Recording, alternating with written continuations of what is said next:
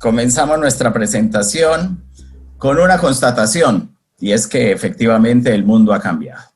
Ha cambiado desde marzo de este año. En enero teníamos grandes planes, estábamos ideando nuestra forma de trabajar, nuestros planes de trabajo, con quiénes iríamos a reunirnos, cómo sería la Conferencia Internacional del Trabajo, y lamentablemente nos cambió todo de la noche a la mañana. Estamos en la actualidad, tal vez por primera vez enfrentando este tipo de situación, de una crisis sanitaria y económica que ha generado una gran crisis en el empleo. Tal vez las últimas crisis financieras económicas por las que habíamos pasado no hubieran sido tan graves si no se hubiera asociado este elemento de la salud de la población que nos preocupa y que ahora justamente muestra efectos negativos ante los segundos brotes de la pandemia en Europa, y lo que se supone en nuestra región de América Latina no ha sido todavía el fin de la primera onda ni el comienzo de la segunda, sino que estamos todavía en un periodo intermediario. Ante esta situación, ¿qué es lo que hemos visto aumentar? La precariedad del empleo, cuando no el desempleo, y la inquietud social. Estos tres elementos, la precarización, la hemos visto a flor de piel cuando durante meses que han pasado hemos visto la necesidad que hemos tenido de recurrir, por ejemplo, a estos trabajadores en plataformas que nos han facilitado la vida, trayéndonos todo cuanto necesitamos, pero de quienes sabemos efectivamente no ejercen un trabajo en las mejores condiciones, por no decir un trabajo absolutamente precario. Y lo peor es que es bajo la lupa de supuestamente un trabajo independiente, en donde ellos mismos son emprendedores y en donde ellos mismos deciden por su renta y su jornada de trabajo, lo que en realidad no ocurre. El desempleo, que ha alcanzado niveles elevadísimos.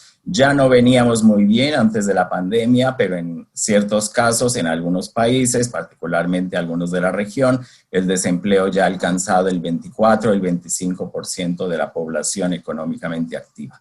Y esto trae como consecuencia la inquietud social, porque no se ve una salida inmediata a este problema, y las medidas que se han adoptado han sido paliativas y sobre las cuales ninguno puede asegurar hasta cuándo se puedan prolongar y hasta cuándo beneficios se puedan seguir suministrando a las poblaciones más afectadas. Sabemos que los gobiernos han adoptado medidas sanitarias, económicas y sociales de recuperación. Estas medidas han demandado una cierta urgencia, por las cuales muchas de ellas se han puesto en vigencia casi de forma inmediata. Algunas han carecido de los debidos procesos de consulta, aun cuando veremos al final de nuestra exposición que son elevados también los números en donde el diálogo social ha tenido participación especial en la adopción de las medidas, pero sin embargo, varias de ellas se han mostrado tal vez un poco alejadas de las reales necesidades, y en este sentido es donde se nota efectivamente la virtud que tiene el diálogo social cuando se trata de analizar el alcance y la extensión de las medidas que se adoptan.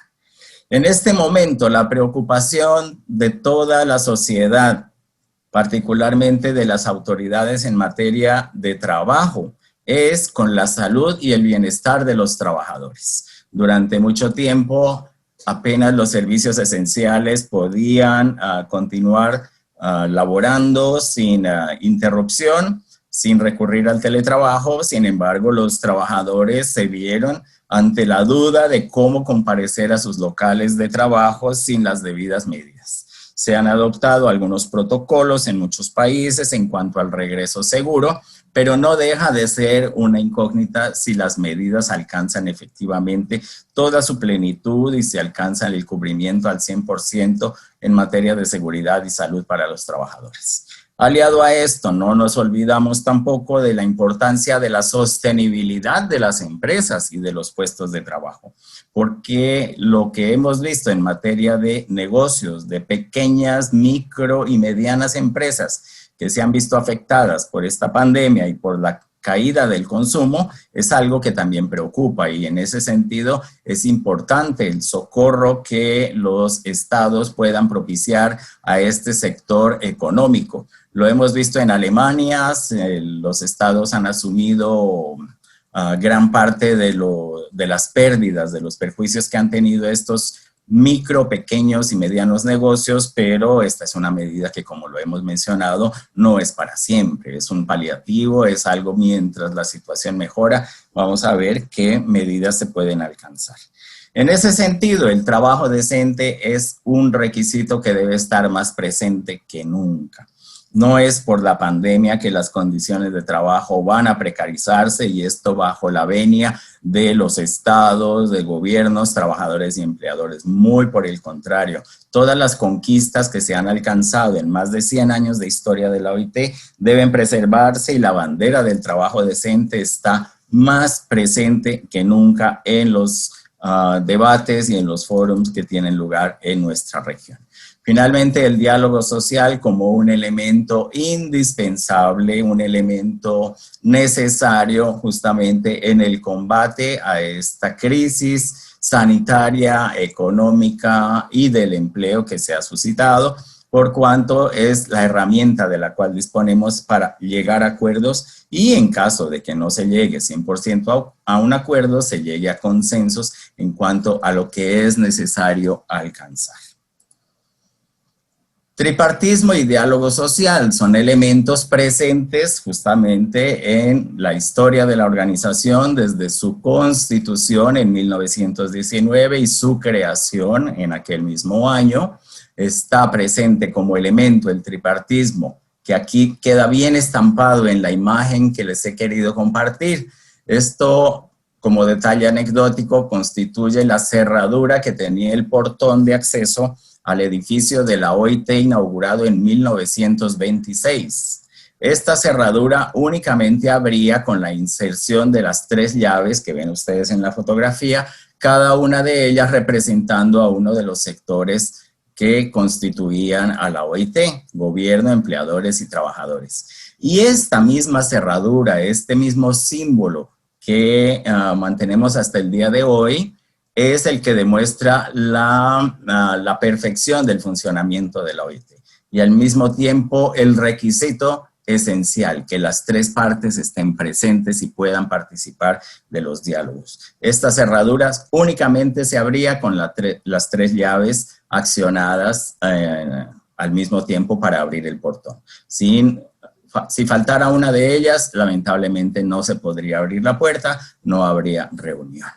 Lo más importante, el diálogo social es un elemento central de la OIT. No es solo el tripartismo, no es solo el hecho de estar constituidos por gobiernos, empleadores y trabajadores. Lo más importante es que haya un intercambio entre estos 3 sectores, cada uno defendiendo sus intereses, pero en busca del entendimiento universal y de las mejores posibilidades y soluciones para los problemas planteados.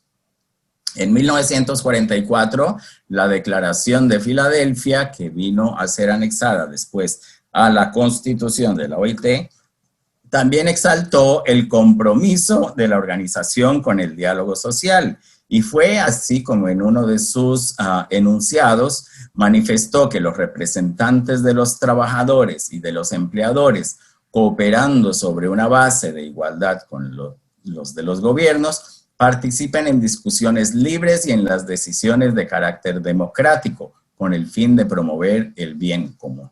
Es efectivamente el principio que nortea a la OIT. La guía por parte de los 3 sectores es lo que debe orientar nuestras decisiones. Y en el contexto nacional esto se repite, se replica de forma perfecta. En materia de decisiones laborales, de medidas administrativas, de leyes, de reglamentos, lo ideal en el mundo del trabajo es que se haga bajo la consulta permanente a los sectores involucrados, gobiernos, empleadores y trabajadores, para dar legitimidad a las decisiones en materia laboral. Si falta alguno de los sectores, tendremos queja de alguna de las partes y difícilmente esta medida sobrevivirá con la fuerza que se le quería imprimir al no contar con un tripartismo de discusión y de aprobación.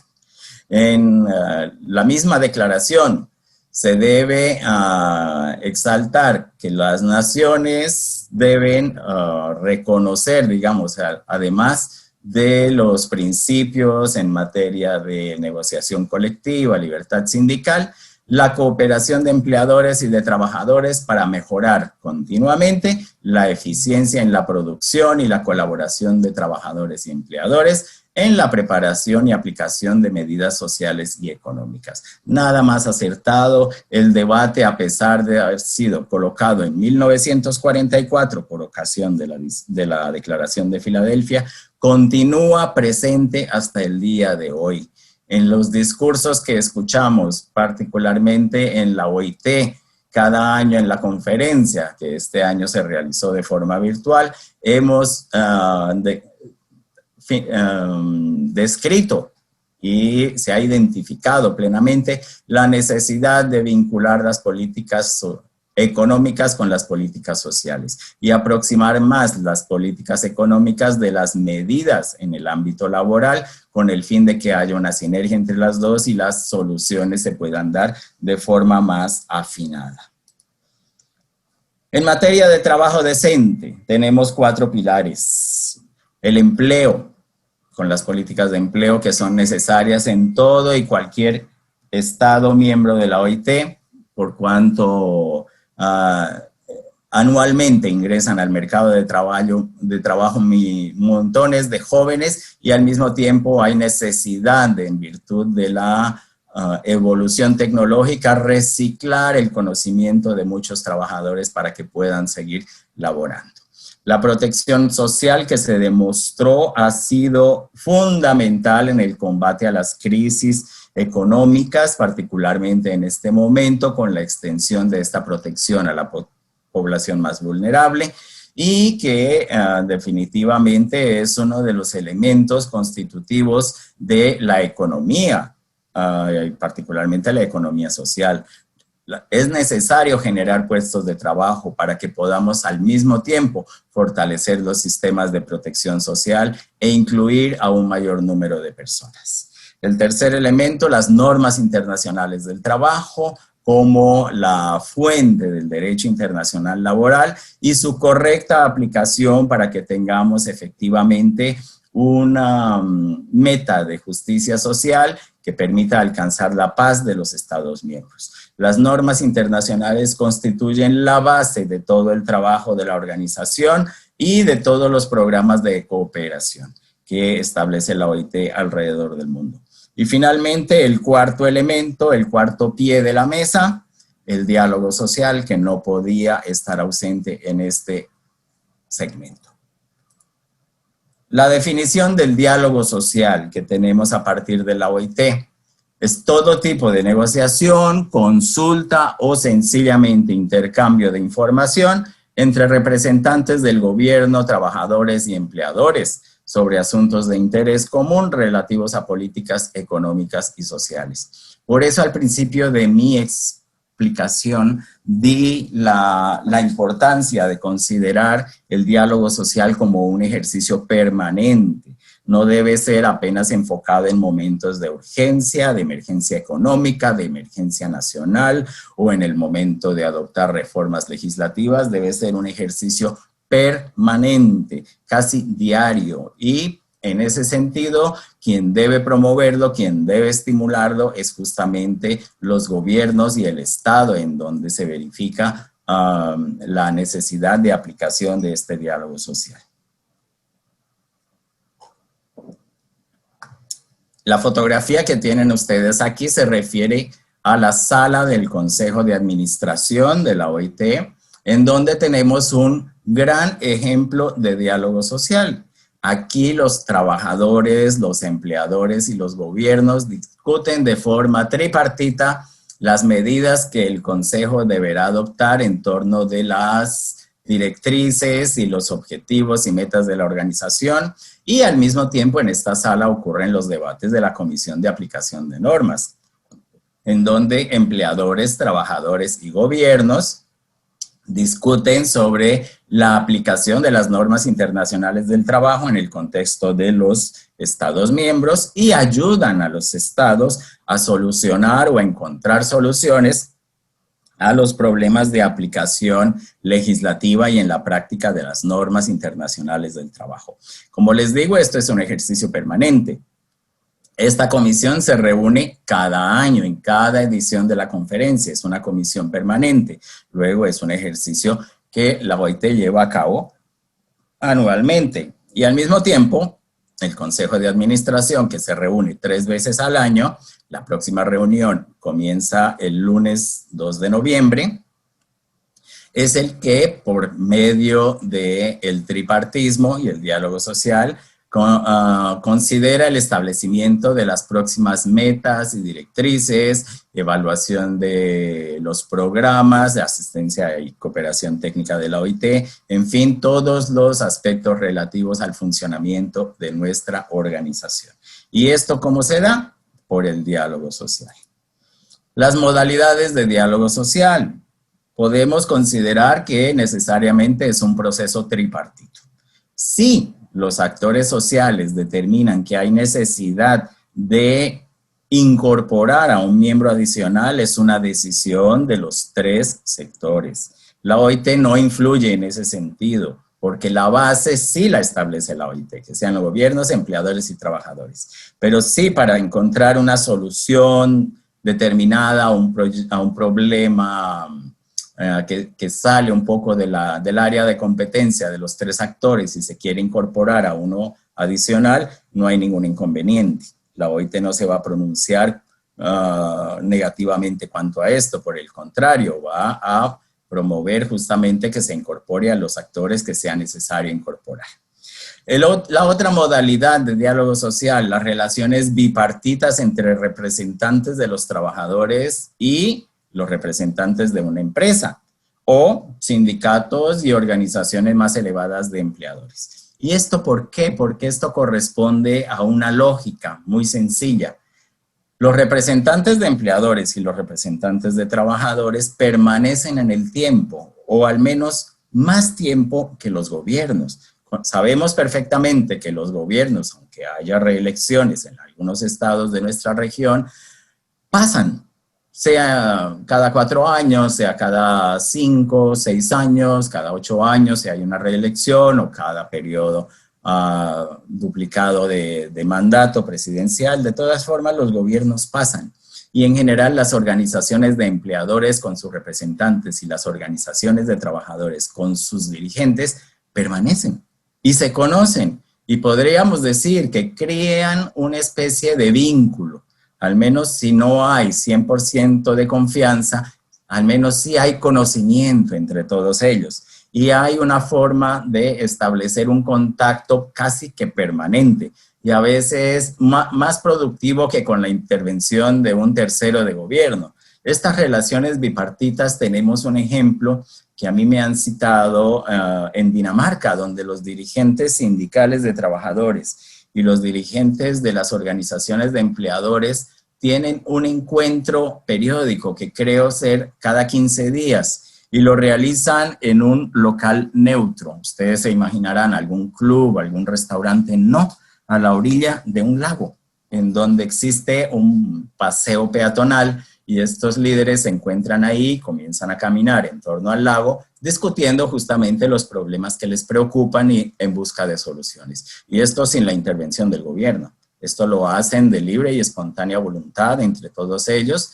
Yo estimo que esto contribuye mucho a la generación de confianza. No es extraño pensar que haya una cierta relación de amistad, inclusive entre estos dirigentes, aun cuando haya divergencias de pensamiento, siempre hay la expectativa de que se pueda encontrar una solución a un problema planteado. Y si no se encuentra la solución de inmediato, se posterga una solución para una reunión subsiguiente. Y en ese medio intervalo de tiempo, los pensamientos, las ideas, los contactos podrán surgir en busca de una solución. El diálogo social puede ser informal o institucionalizado o ambas opciones. La tercera fórmula, la de ambas opciones, es la que más encontramos difundida. No se encuentra generalmente una disculpa de decir que no hay diálogo social en un país porque no hay instituciones que lo garanticen, porque siempre hay la posibilidad de que los sectores puedan establecer un diálogo. Y como lo digo, en las condiciones más sencillas posibles, también es posible tenerlo. El diálogo social en nivel nacional, regional, internacional, transfronterizo o local. Cualquier que sea el segmento, quienes sean los representantes, el diálogo social es válido en cualquier una de estas instancias.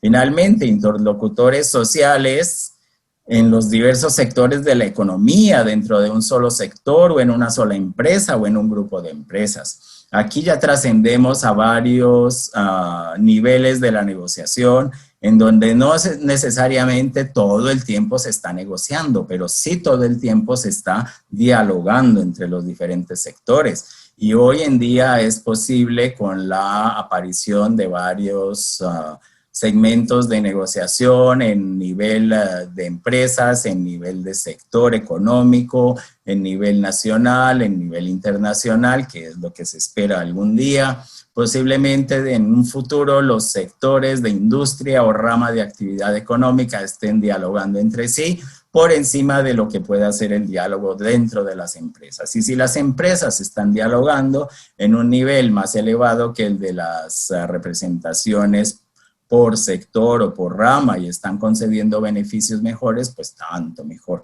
Todo en beneficio de las buenas y sanas relaciones laborales.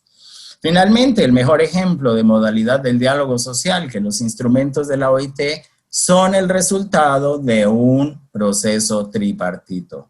Las normas internacionales del trabajo de la OIT no se adoptan si no es con la participación, la asistencia y la aprobación de los tres sectores. Y en ese sentido yo quería mencionar un hecho histórico de la OIT. En el año 2005 se estaba discutiendo por segundo año consecutivo una norma sobre el trabajo pesquero. Las discusiones habían transcurrido con absoluta normalidad hasta la segunda discusión, cuando se verificaron algunos impases y falta de acuerdos entre el sector empleador y el sector trabajador. Y es así como cuando llegó el día en que se adoptaron los informes y se llegó a la sesión plenaria, gran fue la sorpresa cuando se constató que para la votación del instrumento sobre el convenio pesquero no había quórum. Y veíamos que la sala estaba llena. Decíamos, pero ¿por qué no hay quórum? Porque el sector empleador simplemente no registró su presencia. En ese sentido, entendimos que no se trataba de votar contra un instrumento, se trataba simplemente de no comparecer para no posibilitar la votación. Y todos nos sorprendimos hasta que el portavoz del sector empleador explicó las razones y propuso, porque siempre en el contexto de la OIT, la vocación que tenemos es buscar y encontrar soluciones, fue posponer la discusión para el año 2007. Y mientras tanto se realizarían reuniones técnicas sectoriales sobre el convenio en materia de trabajo pesquero, con el fin de llegar al año 2007 con una solución para este impasse. Fue así como ocurrió y en el año 2007, después de las reuniones sectoriales y la, digamos, entre comillas, tercera discusión en una comisión temática sobre el convenio por el trabajo pesquero, se llegó efectivamente a un acuerdo y el sector empleador, tanto como el sector trabajador y los gobiernos, comparecieron para la votación y registraron su presencia. De forma que hubo quórum, hubo votación y hubo aprobación del referido instrumento. Esto como una anécdota de entre las muchas otras que hay en la historia de la OIT. En materia de normas internacionales del trabajo relacionadas con el diálogo social, las dos más importantes, tal vez las principales por las cuales ya se estaba pensando desde los tiempos del fin de la Segunda Guerra Mundial y en la necesidad de adoptar instrumentos en ese sentido. El Convenio sobre el Derecho de Sindicación y de Negociación Colectiva, número 98, proveniente del Convenio sobre la Libertad Sindical de 1948, el Convenio sobre la Consulta Tripartita, Normas Internacionales del Trabajo de 1976, que gana el número 144, y el Convenio número 154 sobre la negociación colectiva, que trajo las disposiciones complementarias y trajo inclusive las definiciones de que carecía el Convenio 98. Sin embargo, aquí quiero detenerme en el segundo convenio, el Convenio sobre la Consulta Tripartita en materia de normas internacionales del trabajo. Es un instrumento muy sencillo, consta de 5 artículos, digamos, bastante relacionados con el tema, los demás se refieren a las partes finales de un convenio, pero en él se procura establecer los procedimientos para la incorporación y, digamos, la plena vigencia de las normas internacionales en un territorio o en un estado miembro de la OIT. Se refiere a la necesidad de, en el momento de la sumisión de un instrumento, contar con el dictamen tripartito de los gobiernos, empleadores y trabajadores antes del envío al Congreso o a la Asamblea. Se trata de contar con la consulta efectiva en el momento de elaborar los informes de cumplimiento del gobierno sobre los convenios ratificados. Se trata de contar también con la opinión de empleadores y trabajadores en el momento de presentar un informe sobre un convenio no ratificado. Se trata de tener también el dictamen en materia de acuerdo o no sobre la posible denuncia de un convenio ratificado y que no pueda ser aplicado por el país en cuestión. En fin, se trata justamente de aplicar el principio del tripartismo a lo que eran las normas internacionales del trabajo.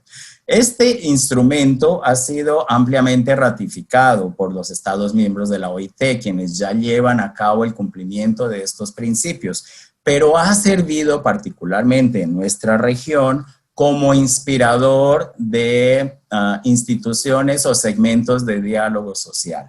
Esto, ¿con qué me refiero a esto?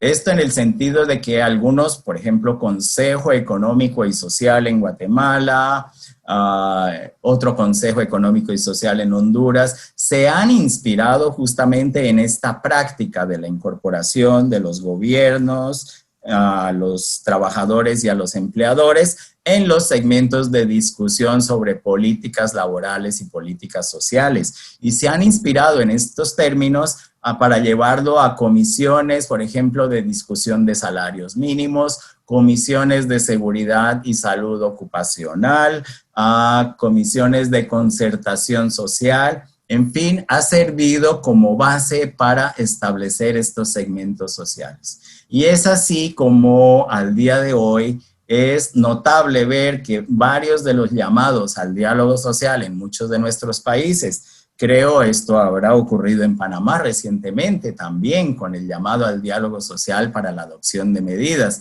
Se invocan los principios del Convenio 144, aun cuando estos se limiten al cumplimiento de las normas internacionales del trabajo y no se extiendan a otros segmentos. Pero es importante considerar que este convenio ha servido como inspiración justamente para el establecimiento de estos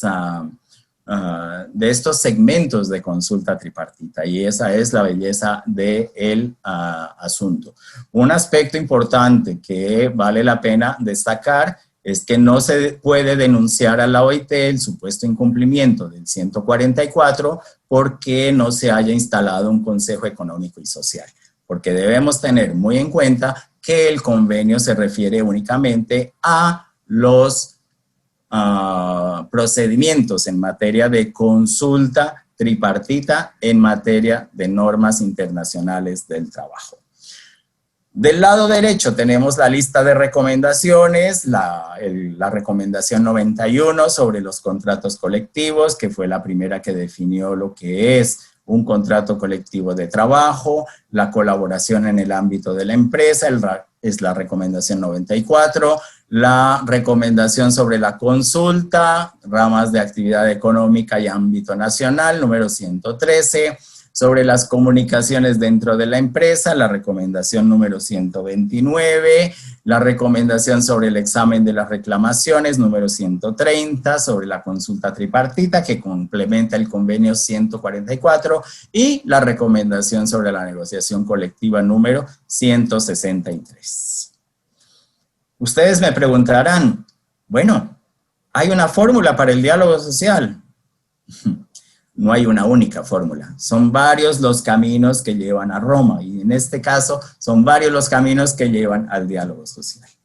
Es recomendable en un contexto que examinemos qué es lo que tenemos para llegar a esta fórmula. Si contamos con una diversidad amplia de mecanismos institucionales, marcos jurídicos, usos, costumbres en materia de diálogo social en el mundo, si tenemos un contexto cultural, histórico, económico y político de cada país, no toda la historia de todos los países es igual. Panamá es una joven república de 1903, pero que ya tiene gran tradición y consolidación justamente del diálogo social, lo que ha permitido llegar a acuerdos y llegar a una evolución social que se refleja y que sobresale en el resto de la región.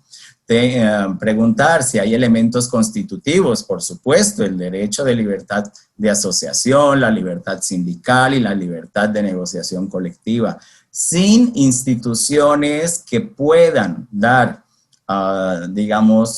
solidez a las bases de este diálogo social, mal se puede pensar en un diálogo social efectivamente constructivo y que alcance resultados. Y para este elemento es fundamental tener bastante claros los principios de la libertad sindical, tanto para empleadores como para trabajadores. Sin esta libertad sindical, difícilmente tendríamos un diálogo social productivo y con resultados positivos.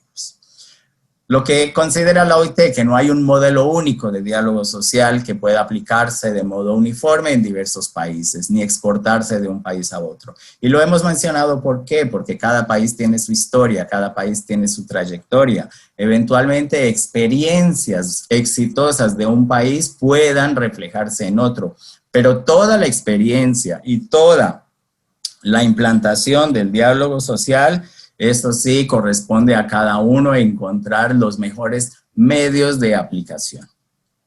Y las instituciones y prácticas de diálogo social deben adaptarse a la situación nacional del país para que el proceso y sus resultados sean efectivos.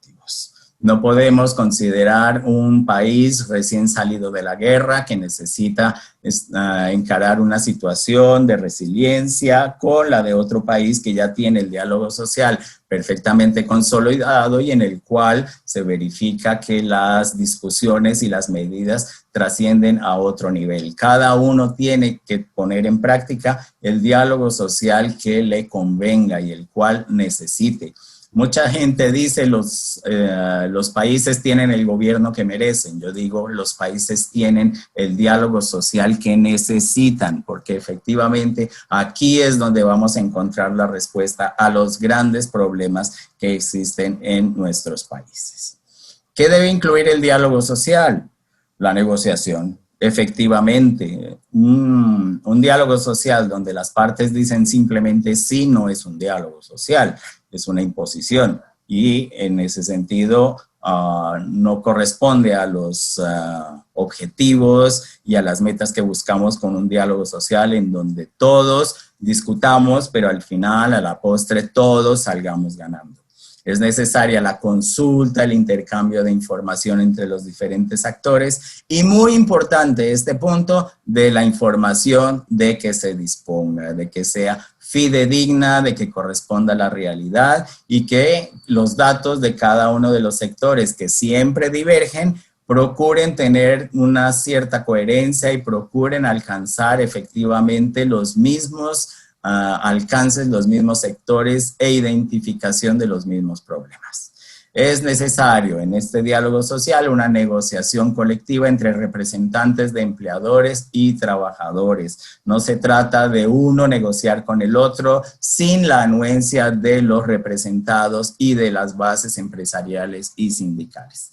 Es necesario también que, como en muchas ocasiones ocurre, no se llegue a un acuerdo y por el contrario surjan conflictos y en ese sentido necesario tener una instancia de prevención y resolución de los conflictos por los cuales se llegue a una mediación, a una conciliación o en los casos más extremos a un arbitraje en donde se pueda llegar generalmente a soluciones. Ustedes dirán, ¿y por qué en la OIT las decisiones se adoptan casi siempre por consenso con el fin de evitar estas dificultades? Ustedes saben, en la OIT difícilmente se llega a un proceso de votación, salvo cuando sea reglamentario, como para la adopción de un convenio. Pero para la tomada de decisiones, en general, se buscan los consensos y se busca llegar a soluciones consensuadas. El diálogo social tripartito en materia de política económica y social justamente trasciende las relaciones de trabajo y ha servido de inspiración en varios otros segmentos para que se alcance y se le dé legitimidad a las medidas que los estados adoptan con el fin de buscar soluciones en materia financiera, económica, social y del empleo. Y otros instrumentos de diálogo social, entre ellos los convenios marco internacionales, lo que son digamos, el seguimiento de las convenciones de la Organización de las Naciones Unidas, de otros instrumentos que corresponde aquí, del SICA en la región centroamericana, de la CAN en los países andinos, del Mercosur en el extremo sur del continente, en fin, de varios otros foros internacionales.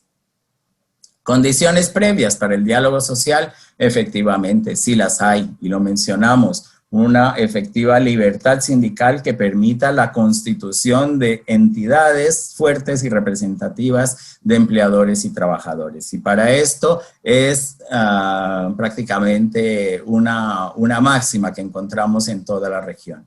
Para tener un diálogo social fuerte es necesario tener organizaciones sólidas e independientes de trabajadores y empleadores, con lo requerido en las áreas de capacidad técnica y acceso a la información. Esto significa organizaciones fuertes. Voluntad política y compromiso de todas las partes interesadas en participar del diálogo social. Si hay alguna de las partes que no cree en el diálogo social, lamentablemente no se llegará a acuerdos, no se alcanzarán experiencias positivas. Y en ese sentido es necesario colocar la voluntad, el ánimo de llegar a acuerdos, la buena fe y la libertad en el momento de negociar dentro del marco del diálogo social. Es importante también para tener un diálogo social efectivo el respeto de los derechos fundamentales, libertad sindical y libertad de negociación colectiva y de preferencia un marco jurídico e institucional que habilite el proceso. Este último punto, ustedes dirán, pero ¿es realmente tan necesario? Si les doy el ejemplo de los empleadores y trabajadores de Dinamarca, ellos tienen su diálogo social institucionalizado, pero al mismo tiempo hay libre y espontánea voluntad de establecer este diálogo social. En nuestros países es importante, sí, un marco jurídico institucional que habilite el proceso del diálogo social. Los consejos económicos y sociales son una muestra muy importante de lo que sería esta instancia. El gobierno es el que debe estimular este proceso. Y ustedes saben que el gobierno actúa particularmente con base en lo que la ley determina. No es porque no hay una legislación relativa a una instancia de diálogo social que este no se debe llevar a cabo. Pero para mayor seguridad del gobierno y del Estado representado, es necesario poder contar con este tipo de marco jurídico e institucional. Ejemplos y resultados del diálogo social. Lo tenemos, por ejemplo, con la consulta, la cooperación entre los sectores, empleador, trabajador de forma bipartita, incluimos al gobierno de forma tripartita, particularmente en las políticas, y si el Estado se pauta por políticas consultadas con los actores y, como digo, si hay necesidad de agregar a otros segmentos, nadie se va a oponer. Lógicamente, esto le da mayor legitimidad a los resultados de esta consulta. La negociación colectiva es un ejemplo de diálogo social perfecto en el sector privado, en el sector público, se puede contar con esta legitimidad. La fijación del salario mínimo en varios países se lleva a cabo durante los 6 meses que anteceden el fin de año, y cuando llega el momento y no hay acuerdos, se deja la decisión en manos del gobierno, quien toma la decisión con base en sus consultas económicas y previas. Pero cuando hay un acuerdo tripartito en materia de fijación del salario mínimo, nos hemos podido dar cuenta de que efectivamente hay menos tensión social el año siguiente, hay menos discusiones, y el proceso en general se mide con base en una aplicación no apenas del año siguiente, pero a veces en procesos que toman 3, 4 años y a los cuales se decide volver a revisar las condiciones en un plazo muchas veces superior al mismo año. El diseño de políticas, medidas laborales y de seguridad y salud en el trabajo contra el COVID-19 es un ejemplo perfecto de lo que ha podido ser el diálogo social en muchos países, y ustedes verán en el video, es sorprendente el número de estados que han hecho uso del diálogo social para la adopción de medidas contra la COVID. 133 países de 187 hicieron uso del diálogo social para la adopción de medidas. Y esto es justamente el detalle que sorprende y al mismo tiempo no nos esperábamos, pero ha sido una reacción positiva y que demuestra efectivamente la utilidad del diálogo social. Contribuye el diálogo social a crear un entorno favorable para el crecimiento económico y al cumplimiento del objetivo del trabajo decente en todo nivel. Los gobiernos, empleadores y trabajadores ayudan a construir instituciones fuertes en el mercado de trabajo para la estabilidad y la paz social y económica a largo plazo. Cuando se constituye mediante el diálogo social y se participa de los trabajos, por ejemplo, en el segmento gubernamental, de las instituciones que llevan a cabo las mediciones estadísticas, de las instituciones que estudian los impactos de la política económica, las implicaciones en el mercado de trabajo y en la economía, de las medidas adoptadas, por ejemplo, por la COVID-19 y para hacer su frente. Muchas de estas medidas y, digamos, influencia en estas instituciones en donde se busque con mayor precisión los datos que efectivamente nos van a servir, se han demostrado bastante útiles. Para ustedes no es misterio, yo les puedo citar el ejemplo recurrente en nuestros países en donde los institutos nacionales de estadísticas hacen sus mediciones y nos dicen que la inflación del año está por el 2%. Y nosotros como como miembros de una familia, padres de familia, jefes de familia, decimos, pero esta gente, ¿dónde hace mercado? ¿Dónde los precios nos han aumentado significativamente y es ahí donde viene justamente la definición de lo que debería ser medido, de lo que entraría en la canasta familiar, lo que no entraría y efectivamente cómo reflejaríamos efectivamente en los índices que miden estas instituciones la vida que estamos llevando y el crecimiento de precios o el impacto de medidas económicas en varios segmentos de nuestra vida. Opiniones sobre el diálogo social, que es fuerte y generalmente se fortalece cuanto más uso hagamos de ello, pero tan fuerte como frágil sí lo puede ser. ¿Y por qué frágil? Porque en el momento en que falta uno de los sectores para la discusión, se nos caen todos los éxitos que hemos alcanzado. Por eso la necesidad de fortalecerlo y de mantenerlo siempre vivo y en el pleno ejercicio de sus facultades. Por eso colocamos esta fotografía aquí, que es de las sesiones finales de la Conferencia Internacional del Trabajo, justamente para demostrar la necesidad de un diálogo social fuerte y que al mismo tiempo permanezca así. El ejemplo perfecto del diálogo social fuerte, aunque a veces pueda parecer que se está resquebrajando, es en la OIT. Lo que es importante para muchos de los, digamos, de los espectadores del diálogo social o muchos de los miembros que en él participan, la necesidad de organizaciones de trabajadores y de empleadores sólidas e independientes, con capacidad técnica y acceso a la información para poder participar efectivamente de un diálogo social efectivo. Es el mismo requisito de una negociación colectiva bien exitosa, en donde las partes dispongan efectivamente de informaciones detalladas y completas. Otro compromiso, otro requisito, la voluntad política y compromiso de todas las partes interesadas.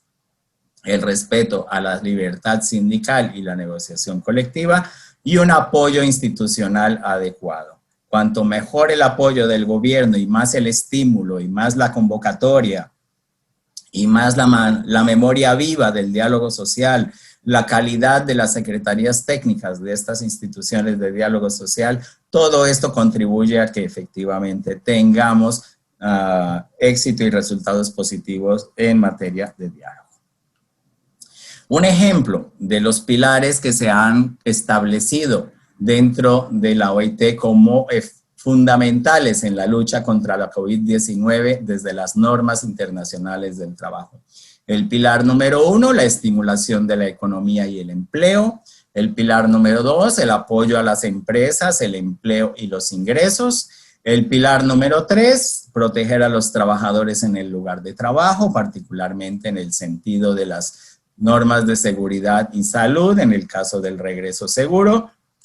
El apoyo a las modalidades de trabajo contemporáneas, particularmente el teletrabajo, evitar la discriminación, igualar los trabajadores presenciales a aquellos en teletrabajo, la sanidad a disposición de toda la población y el recurso a las licencias remuneradas para los trabajadores que de ellas puedan necesitar para cuidar a sus familias o a los miembros de su familia o parentesco.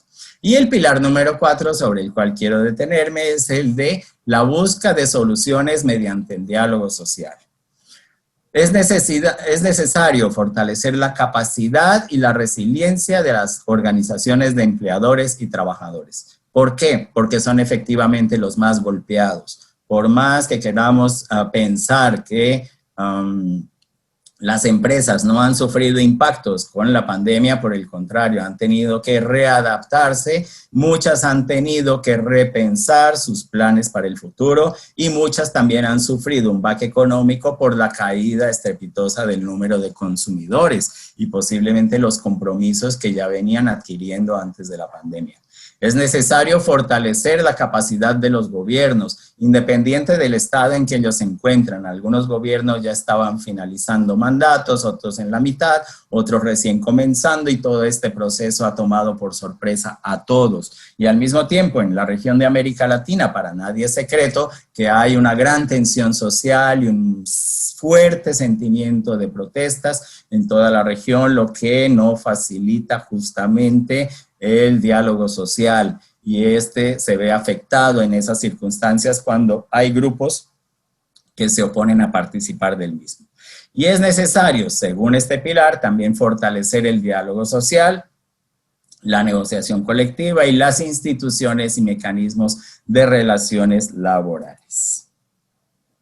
Casi para concluir, lo que debemos retener sobre diálogo social, básicamente la definición, que es todo tipo de negociaciones, consulta, intercambio de información entre representantes de los gobiernos, los empleadores y los trabajadores sobre temas de interés común relativos a las políticas económicas y sociales. A la base del diálogo social, gobiernos, empleadores y trabajadores. En un país donde nos digan que estamos convocando al diálogo social sin la participación de uno de estos tres actores, por más que se agreguen otros sectores, ya el diálogo social estará comprometido. El caso lo hemos tenido recientemente en Costa Rica, donde se convocó a un gran diálogo nacional, diálogo social nacional, y algunas de estas entidades no fueron convocadas, lo cual llevó al fracaso todavía de estas negociaciones. El proceso tripartito, en el que el gobierno interviene como parte oficial en el diálogo, o relaciones bipartitas exclusivamente entre empleadores y trabajadores, con la participación o sin la participación del gobierno o indirectamente. Lo importante es que el diálogo florezca en todos los segmentos, que sea bipartito y que sea tripartito. Por no olvidar que también es necesario el diálogo en el interior de las organizaciones de empleadores y trabajadores. Generalmente es la parte más difícil, es en donde en la consulta a las bases y a las estructuras de los sindicatos o de las organizaciones, asociaciones de empleadores, a veces es más difícil encontrar el consenso que encontrarlo entre los otros dos sectores. El objetivo principal del diálogo social, la promoción del consenso y de la implicación democrática de los principales actores en el mundo del trabajo. Promoción del consenso. El consenso no significa unanimidad. A veces hay consenso cuando hay divergencias, pero se enfoca que se deben adoptar los principios que convienen a ambas partes y en determinado momento posponer discusiones que favorezcan a uno o a otro sector con el fin, por lo menos inmediato, de, como se dice, ganar, ganar y después seguir discutiendo.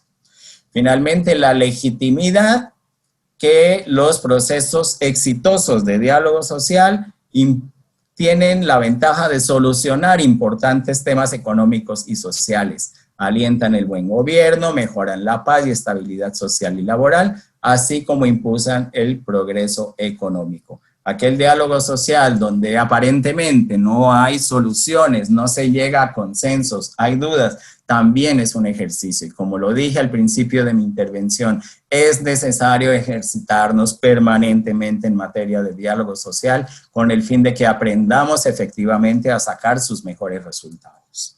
Aquí está el ensayo que les mencioné, donde nos vamos a dirigir a un video en el YouTube. Espero que oigamos el sonido y podamos ver las leyendas de traducción.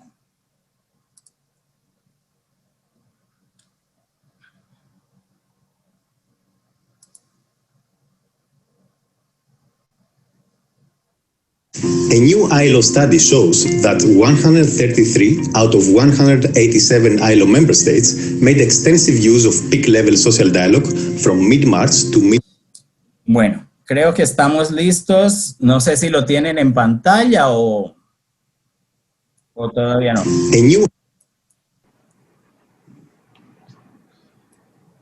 Yo lo estoy viendo. Quizá puedes ponerle la pantalla más amplia, pero yo lo estoy escuchando. Yo lo estoy viendo. ¿Ahora sí están viendo? Ahora no. Antes sí. ¿Y ahora no? No, ahora no. Bueno, es que me lo llevé a otra pantalla. ¿Y ahora? Ahí está ahora. Bueno, lo voy a poner en plena pantalla y ya está con leyendas en español.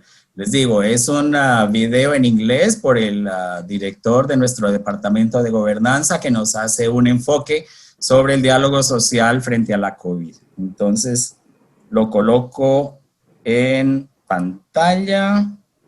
Muy bien. A new ILO study shows that 133 out of 187 ILO member states made extensive use of peak-level social dialogue from mid-March to mid-June 2020 to shape emergency measures for mitigating the socioeconomic impacts of the early months of the COVID-19 pandemic. Peak-level social dialogue involves negotiations, consultations, or exchange of information between governments and national organizations of employers and workers. Almost half of the 133 member states used only tripartite social dialogue, that is between governments, workers and employers, mostly to consult on measures for stimulating the economy and boosting employment. These included fiscal and monetary policies for rescuing businesses and jobs. 17 countries used exclusively bipartite peak-level social dialogue, that is, between employers and workers, in two ways, either for shaping measures to support business continuity, jobs and incomes, such as short-time work, or for adopting measures to protect workers at the workplace, such as jointly agreed health and safety protocols. Finally, more than 50 countries relied on both tripartite and bipartite social dialogue during the same period. Social dialogue leads to better informed policy and to improved ownership by the parties involved. That is why the resultant 177 guidelines, agreements or other outcomes reached across all regions during the early months of the pandemic often proved crucial both for designing tailor-made solutions and for ensuring the effective implementation of these solutions. As the virus is still spreading with continuing devastating socioeconomic impacts, governments and organizations of employers and workers need to continue working together through social dialogue and maintain their cooperation through the recovery phase.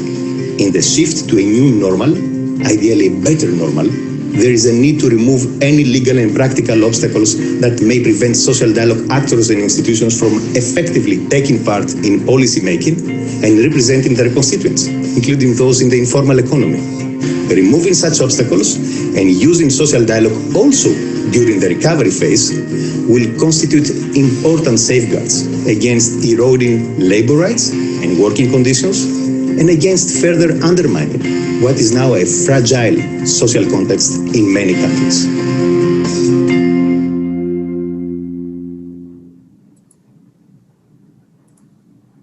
Con este video concluyo mi presentación. Les comento que en la parte de arriba de este último slide hay un enlace a un curso que se llama Introducción al Diálogo Social y Tripartismo, que es gratuito y es ofrecido por el Centro Internacional de Formación de la OIT. No se asusten si clican en este enlace y les dice que no está autorizado.